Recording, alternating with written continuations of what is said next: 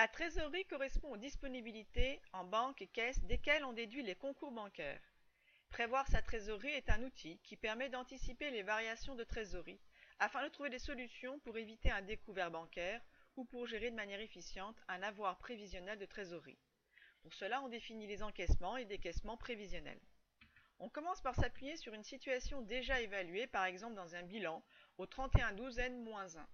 On s'aperçoit que les créances possédées par l'entreprise sont de 5 000 euros et qu'elle détient déjà en trésorerie 2 000 euros. Les dettes sont composées de dettes envers les fournisseurs et de dettes envers l'État. Je rappelle que les créances se voient apparaître dans le compte 411 et s'évaluent TTC car les clients nous doivent un montant TTC et on encaisse les créances TTC. Les dettes fournisseurs s'enregistrent dans le compte 401 et s'évaluent également TTC car le montant dû est TTC et on décaisse les dettes TTC. Pour calculer la trésorerie prévisionnelle, on a besoin de connaître les ventes prévisionnelles mensuelles que le budget des ventes récapitule. Les ventes apparaîtront dans un compte de classe 7 pour le montant hors taxe.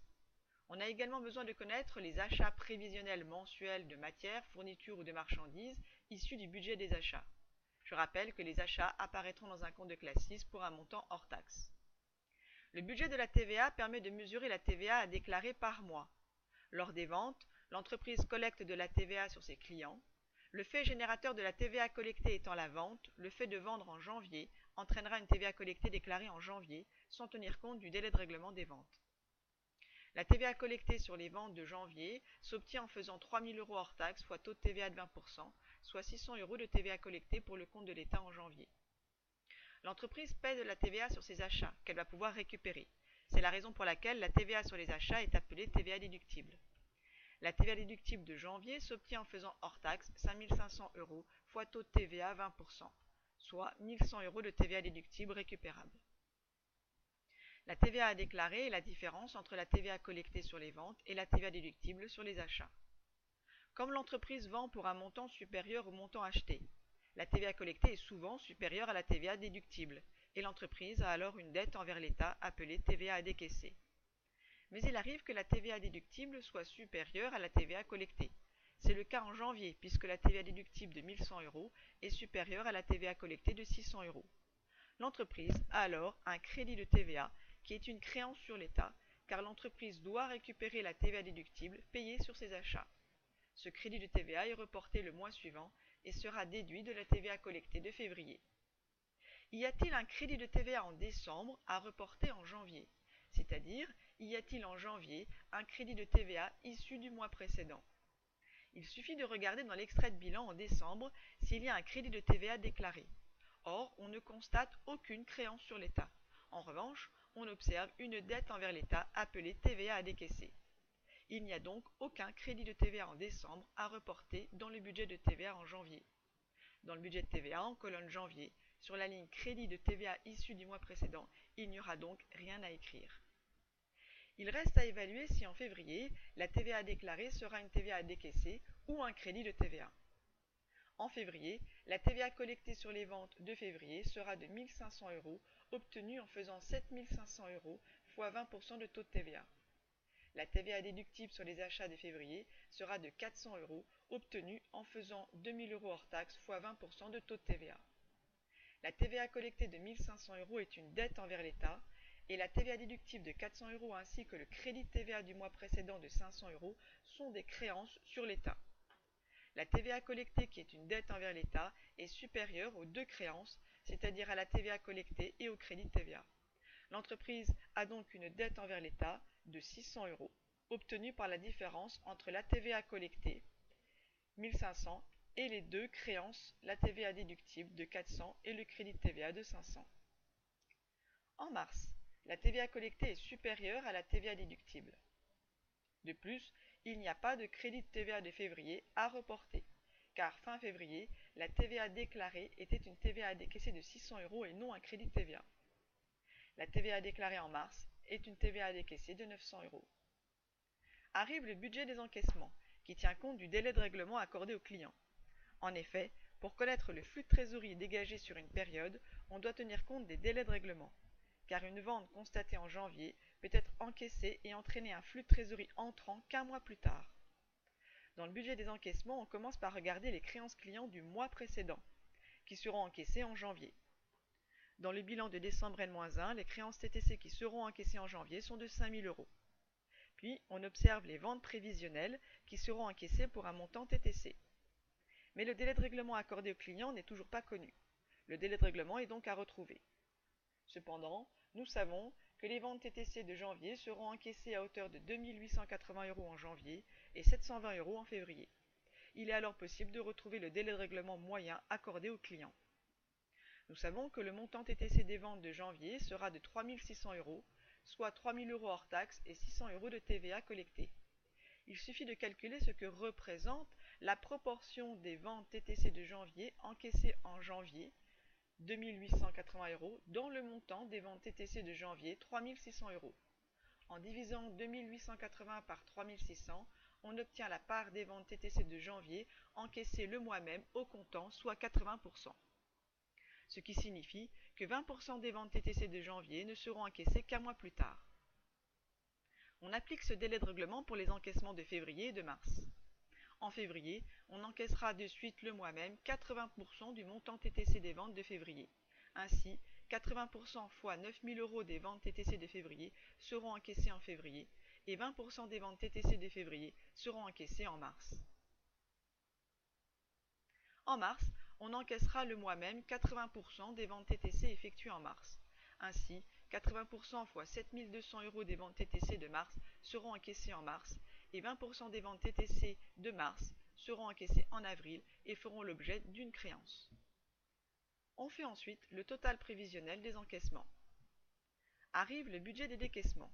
En effet, pour connaître le flux de trésorerie dégagé sur une période, on doit tenir compte des délais de règlement, car un achat constaté en janvier peut être décaissé et entraîner un flux de trésorerie sortant qu'un mois plus tard.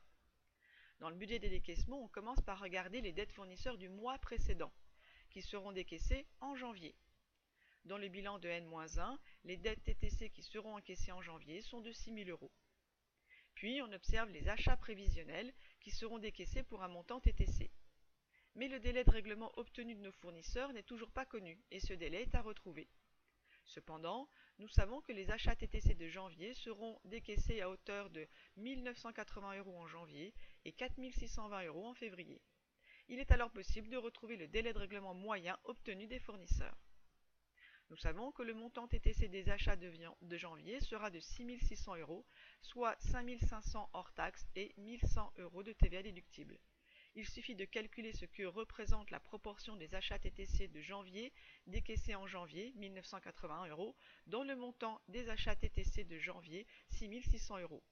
En divisant 1980 par 6006, on obtient la part des achats TTC de janvier décaissés le mois même au comptant, soit 30%.